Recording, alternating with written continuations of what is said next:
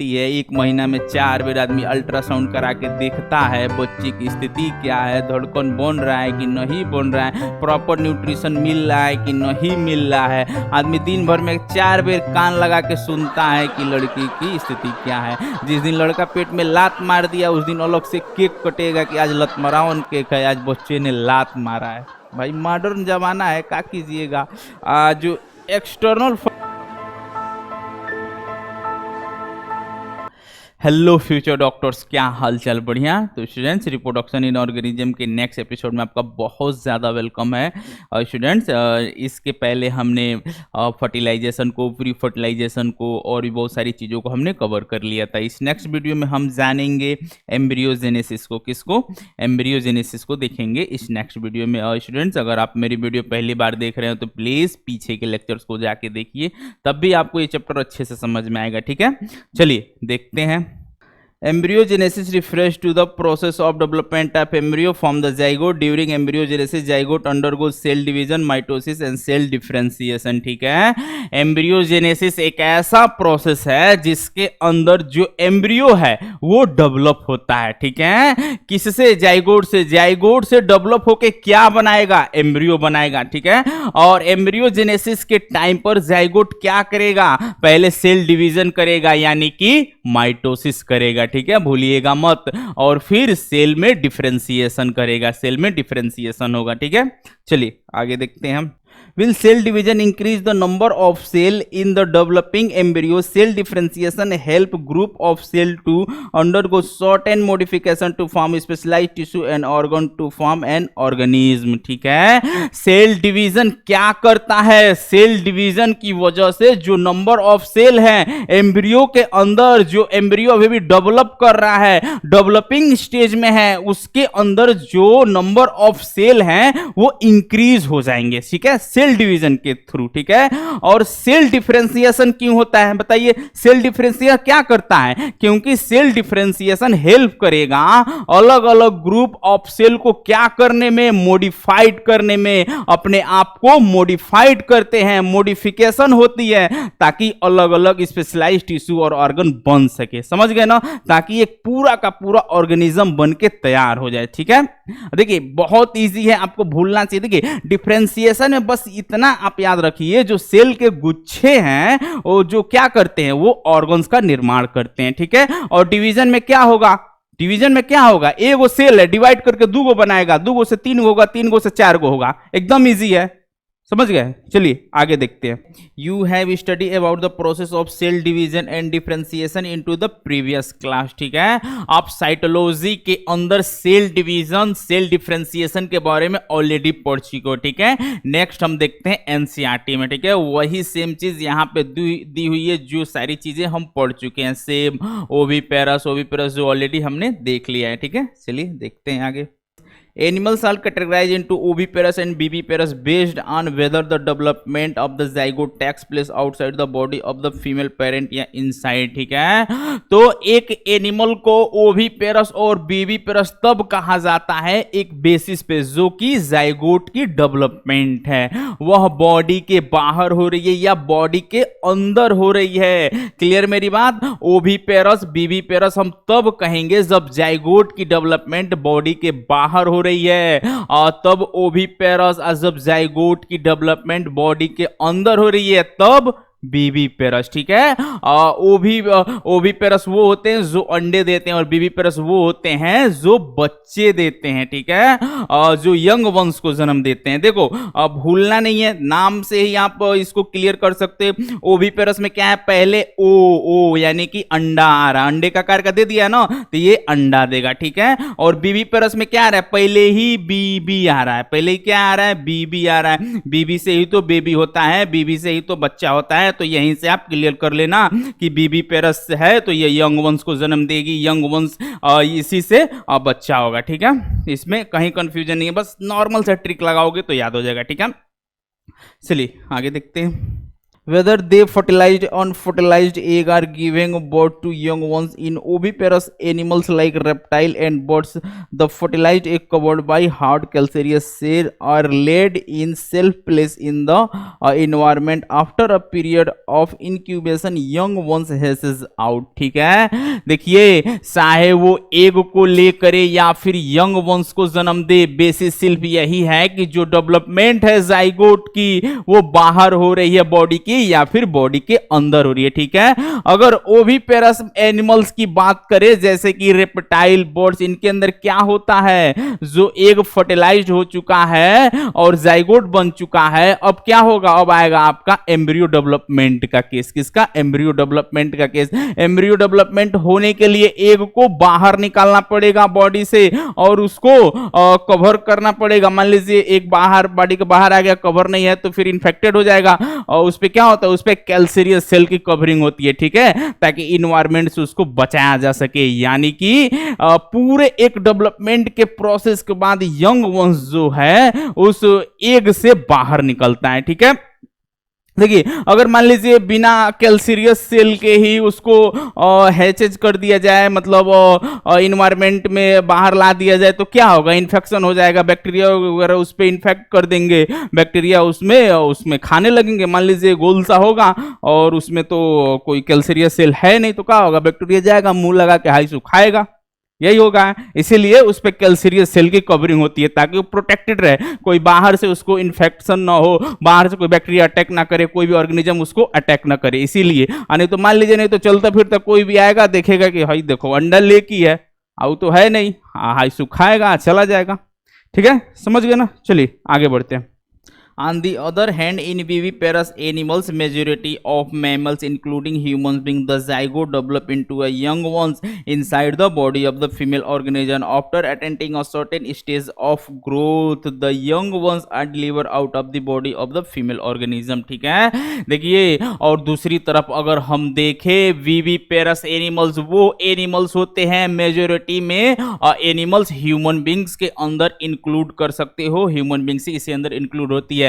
तो viviparous animals के अंदर जो जाइगोट है वो फीमेल बॉडी के अंदर ही डेवलप होगा। ठीक है, जैसे ही एक सर्टेन स्टेज ऑफ ग्रोथ हो जाएगी, यानी कि एक जाइगोट जब पूरी तरह से डेवलप हो जाएगा, एक ऑर्गेनिज्म बन चुका होगा। ठीक है, और अगर उसकी डेवलपमेंट कंप्लीट हो चुकी है तो उसको डिलीवर कर दिया जाएगा। ठीक है, बाहर की तरफ। The young ones are deliver outside of the female body, उसी को बोलते हैं डिलीवरी। ठीक है, समझ गए ना। मतलब जाइगोट है, डेवलपमेंट हुआ, फिर उसका एक टाइम आएगा, आफ्टर 9 मंथ के बाद से उसको बॉडी के बाहर मतलब उसको डिलीवर कर दिया जाता है, प्रेगनेंसी ओवर कर दिया जाता है। ठीक है, चलिए आगे देखते हैं। Because of proper embryonic care and protection, the chance of survival of young ones is greater in viviparous organism. ठीक है, देखो फीमेल बॉडी के अंदर क्या होता है, प्रॉपर प्रोटेक्शन मिलती है, केयर मिलती है, एम्ब्रियो को प्रोटेक्शन मिलती रहती है, कोई थ्रेड नहीं है कि कोई बाहर से आकर उसको हमला कर दे या बाहर से कोई नुकसान मिले। ठीक है, लेकिन आप एक्सटर्नली जो जाइगोट डेवलप हो रही है, एक्सटर्नली वो अंडे जो डेवलप हो रहे हैं उनकी कोई फिक्स गारंटी नहीं है कि वो डेवलप होंगे या नहीं होंगे। कोई बाहर से कोई फिश आके उसे खा गई या कुछ भी उसके साथ हो सकता है, कोई बड़ा जीव आके उसको खा सकता है, तो वनडे मतलब वो सरवाइव कर सकता है या नहीं भी कर सकता है, उसका कोई फिक्स नहीं है। ठीक है, इसलिए इंटरनली यहां पर जो फर्टिलाइजेशन होती है और जो इंटरनली जो जाइगोट की जो डेवलपमेंट होती है जो विविपेरस में देखी जाती है, ठीक है, वो ज्यादा सही रहती है। तो चांस जो है survival of young ones is greater then in viviparous organism, क्योंकि विविपेरस ऑर्गेनिज्म के अंदर बॉडी के अंदर फीमेल बॉडी के अंदर डेवलपमेंट होती है। ठीक है, और जाइगोट की तो वो ज्यादा सेफ रहता है एम्ब्रियो वहां पे। ठीक है, सब कहने का मतलब ये है कि जो एक्सटर्नल फर्टिलाइजेशन है उसकी बहुत ज्यादा गारंटी नहीं है, उसको आप 100% गारंटी नहीं दे सकते हो कि ये सर्वाइव करेगा ही करेगा और ये डेवलपमेंट इसके अंदर होगी। मान लीजिए कोई फिश आ गई पानी के अंदर, एक्सटर्नल फर्टिलाइजेशन कोई फिश आ गई, क्या करेगी, और उसके एक को उठा ले जाएगी, ले जाकर अपने बच्चों को दे देगी, बैट बॉल खेलेंगे लोग बच्चे। कोई दूसरी मछली आएगी, लेके चली जाएगी, अपना कपड़ा धुलवाएगी। मतलब कुछ भी हो सकता है। कोई दूसरा आएगा, जितना मन करेगा उतना अंडा लेके इधर चला जाएगा, उधर चला जाएगा, कोई फिक्स नहीं है, ठीक है। लेकिन इंटरनल फर्टिलाइजेशन, ठीक है, जो फीमेल बॉडी के अंदर होता है वो फिक्स है, ठीक है। उसको प्रॉपर केयर मिलती है, उसको प्रॉपर प्रोटेक्शन मिलती है, ठीक है, इन्वायरमेंट से बचने का, ठीक है। तो ज्यादा सेफ रहता है इंटरनल फर्टिलाइजेशन एक्सटर्नल फर्टिलाइजेशन की अपेक्षा में, ठीक है। देखिए, कहने का ये मतलब है कि जो इंटरनल फर्टिलाइजेशन है उसके अंदर प्रॉपर प्रोटेक्शन मिलती है। 1 महीना में 4 बार आदमी अल्ट्रासाउंड करा के देखता है बच्चे की स्थिति क्या है, धड़कन बन रहा है कि नहीं बन रहा है, प्रॉपर न्यूट्रिशन मिल रहा है कि नहीं मिल रहा है। आदमी दिन भर में 4 बार कान लगा के सुनता है कि लड़की की स्थिति क्या है। जिस दिन लड़का पेट में लात मार दिया उस दिन अलग से केक कटेगा कि आज लतमरावन केक है, आज बच्चे ने लात मारा है। भाई मॉडर्न जमाना है, क्या कीजिएगा। जो एक्सटर्नल फर्टिलाइजेशन है वो कहाँ उधिया गए, न पत्ता हो गए, कोनो चहल दिया, कोनो कुछ कर दिया, कोई ठीक नहीं है। फर्टिलाइज हुए कि नहीं हुए कोई प्रोटेक्शन नहीं है। लेकिन इसमें जो बीवी पेरस ऑर्गेनिज्म उनके प्रॉपर प्रोटेक्शन मिलती है, ठीक है। और 9 मंथ के बाद से प्रेगनेंसी ओवर होती है, ठीक है। चलिए, अलग अलग स्पीसीज में बीवी पेरस के अलग अलग स्पीसीज में अलग अलग मंथ्स होते हैं। किसी में 9 मंथ होता है, किसी में कुछ और मंथ होता है, किसी में कुछ और मंथ होता है, ठीक है। ये अलग अलग स्पीसीज के ऊपर डिपेंड करता है, ठीक है। चलिए, in flowering plant the zygote is formed inside the ovule after fertilization the sepal petal instrument of the flower wither and fall off, ठीक है। देखिए, फ्लावरिंग प्लांट के अंदर जाइगोट जो है वो बनते हैं इनसाइड द ओव्यूल, और फर्टिलाइजेशन के बाद से सेपल पेटल स्टेमेन जो है फ्लावर की एंड फेल ऑफ वेदर कर जाती हैं और गिर जाती हैं, ठीक है। उसके बाद देखते हैं the pistil however remain attached to the plant, the zygote develop into the embryo and the ovule develop into the seed, ठीक है। और देखिए, पिस्टल नहीं गिरेगी, सेपल पेटल और स्टेमेन तीनों गिर जाती हैं, लेकिन पिस्टल नहीं गिरती है। जाइगोट जो है वो डेवलप करता है into embryo and the ovule develop into the seed, ठीक है। समझ गए ना। जो आपका पिस्टल है वो नहीं गिरेगा, बाकी जो सेपल पेटल और स्टेमेन है वो तीनों गिर जाते हैं। पिस्टल जो है ना मजबूती सही से पकड़ा रहता है डाढ़ को, वो नहीं गिरता है, बाकी सब गिर जाते हैं, ठीक है। ये चीज ध्यान रखिएगा, एग्जाम पॉइंट से इंपॉर्टेंट क्वेश्चन है, ठीक है। चलिए आगे देखते हैं।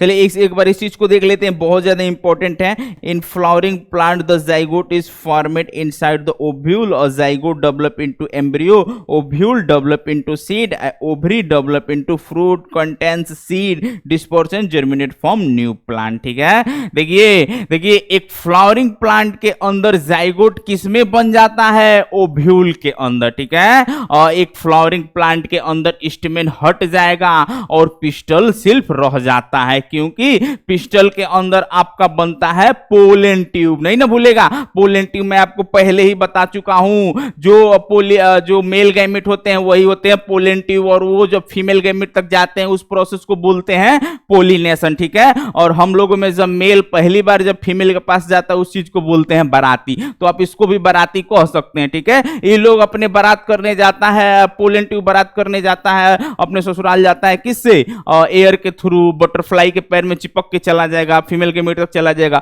और जब हम लोग के इसमें क्या होता है, हम लोग फॉर्च्यूनर से जाते हैं, बुलेट से जाते हैं, बोलेरो जाते हैं, ठीक है। बात सिर्फ वही है, फीमेल के मीटर तक पहुंचना है, इसको भी फीमेल के मीटर तक पहुंचना है, ठीक है। अब देखिए, ओव्यूल तो हट जाएगा और जो जाइगोट है वो डेवलप हो जाएगा एम्ब्रियो में। यहां पे फ्लावर की बात की जा रही है, और ओव्यूल डेवलप हो जाएगा। देखिए, ओव्यूल भी तो हटेगा, ओव्यूल क्या बना लेगा, ओव्यूल बना लेगा आपका सीड, ठीक है। और जो ओवरी है जिसके अंदर ओव्यूल पाया जाता है वो बना लेगी फ्रूट, ठीक है। और फ्रूट के पास क्या होगा, सीड, क्या होगा, seed which disperse and germinate to form new plant, ठीक है। क्लियर हो गया ना, बिल्कुल। चलिए, यही चीज एनसीईआरटी में हुई है, एक बार हमने आपको नोट से बता दिया, आपको अब एनसीईआरटी बताएंगे तो बहुत इजी वे में आपको समझ में आएगा। चलिए अब एनसीईआरटी में देखते हैं। The ovary develop into the fruit which develop a thick wall called pericarp that is protective in function. After dispersal a seed germinate under favorable condition to produce new plant. ठीक है, देखिए ovaries जो है fruit में develop हो जाएगी which develop as a thick wall जिसका नाम है पेरिकाल्प. ठीक है, ओवरीज जो है किस में डेवलप होगी, फ्रूट में, और फ्रूट के आसपास एक बहुत ही थिक लेयर बन जाएगी जिसका नाम है पेरिकार्प, जो बहुत ही प्रोटेक्टिव होती है, जिसका फंक्शन क्या होता है, प्रोटेक्टिवनेस रखना. ठीक है, देखिए आपको ठंडा लगता है तो आप क्या करते हैं, अपने सिर पे अपने बॉडी पे साल डालते हैं, रजाई गद्दा ये सब वगैरह डालते हैं. ठीक है, अमिताभ बच्चन जी को ठंडा लगता है तो क्या करते हैं, वो भी साल वगैरह ओढ़ लेते हैं, कुछ जो मिलेगा अपना स्वेटर पहन लेंगे, तो मतलब प्रोटेक्टिव रखने के लिए, ठंड से बचने के लिए. ठीक है, उसी तरह से ये लोग क्या करता है, अपने आसपास एक थिक लेयर का निर्माण कर लेता है. वैसे स्पेशली ठंड से बचने के लिए ना, इन्वायरमेंट में किसी भी फैक्टर से बचने के लिए, बैक्टीरियल इन्फेक्शन से बचने के लिए, मतलब वो उनको बहुत सारी चीजों में प्रोटेक्ट करती है. ठीक है, तो अपने आप को प्रोटेक्टिव करने के लिए क्या करता है, एक थिक लेयर का निर्माण कर लेता है जिसको हम लोग पेरिकार्ड बोलते हैं. ठीक है, और हम लोग जो ओढ़ते हैं उसका क्या नाम है, साल नाम है, रजाई गद्दा जो कह लीजिए. ठीक है, बहुत सारा है, लेकिन उन लोगों को स्पेशल पेरिकार्ड बोला जाता है. ठीक है, चलिए, और जैसे ही डिस्पोजल होगा सीड जो है जर्मिनेट करेगा. ठीक है, अंडर फेवरेबल कंडीशन, ताकि एक नया प्लांट बना सके. ठीक है, सो गाइज यहीं पर हमारा चैप्टर समाप्त होता है. और जैसा कि आप लोग यहां देख सकते हैं, इसको भी मैं आपको बता दूं, A few kinds of fruit showing seeds and protective pericarp. ठीक है, आप देख रहे हो यहाँ पर अलग अलग फ्रूट के यहाँ पर सीड्स हैं और उनके पेरिकार्प हैं. ठीक है, तो ये आपको अंदर देखने को मिल रहा है ना, ये सीड्स है. देखिए ये आपको अंदर की तरफ देखने को मिले, ये क्या है, सीड्स है, और ये आपका क्या है, पेरिकार्प है. ठीक है, तो मतलब जो इनकी लेयरिंग है, जो कवरिंग है, ये प्रोटेक्टिव लेयर है, इसको हम पेरिकार्प बोलते हैं. ठीक है, और सेम चीजें आपको यहां पर भी दिखाई दे रही हैं. देखिए यहां पर बाहर की तरफ क्या है, ये क्या है आपका पेरिकार्प है, और ये आपका सीड्स है. देखिए पी से क्या है आपका पेरिकार्प, एस से सीड है. इसमें भी देखिए, इसमें भी जो ये बाहर वाली लेयर ये क्या है, ये पेरिकार्प है, ये अंदर की तरफ ये सब क्या है, सीड्स है. ठीक है, तो जो कवरिंग हो रही है वो क्या, प्रोटेक्टिव लेयर है, उसको बोलते हैं पेरिकार्प. कोई आपसे पूछ ले कि क्या होता है फ्रूट, अब फ्रूट को कौन कवर करता है, आउटर कवरिंग क्या होती है, तो पेरिकार्प. ठीक है, सो गाइज ये चैप्टर यहीं पे कंप्लीट होता है. आई होप आपको एक एक चीजें बहुत ही अच्छे समझ में आई होंगी, आपके सारे डाउट्स क्लियर हो गए होंगे. ठीक है, आपके सारे कंफ्यूजन दूर हो गए होंगे. ठीक है, स्टूडेंट्स अगर आपके कहीं डाउट्स हैं, कंफ्यूजन बने हैं, तो आप प्लीज कमेंट करके जरूर पूछिए. आपके सारे कंफ्यूजन डाउट्स को कंप्लीट करने का, खत्म करने का हम कोशिश किया जाएगा. ठीक है, तो स्टूडेंट्स मिलते हैं नेक्स्ट वीडियो में एक न्यू चैप्टर के साथ. उस न्यू चैप्टर में हम लोग बहुत ही इजी वे में एक एक लाइन को जानने की कोशिश करेंगे, समझने की कोशिश करेंगे, कहानी के जैसे समझेंगे, कहानी के जैसे जानेंगे. कोई मतलब बहुत वो नहीं है कि नीट बायोलॉजी एकदम इजी वे में लेके चलना है, और एकदम कहानी के जैसे पढ़ना है, रियल लाइफ से रिलेट करके चलना है. ठीक है, आपका सिलेक्शन जरूर होगा. ठीक है, आप बस लगे रहिए, साल भर लगे रहिए, सिलेक्शन होगा. ठीक है, और वीडियो को 2 बार 3 बार रिपीट करके देखते रहो, आपको ऑटोमेटिक कंफ्यूजन दूर हो जाएगा. ठीक है, चलिए मिलते हैं नेक्स्ट सेक्शन में, तब तक के लिए बाय बाय.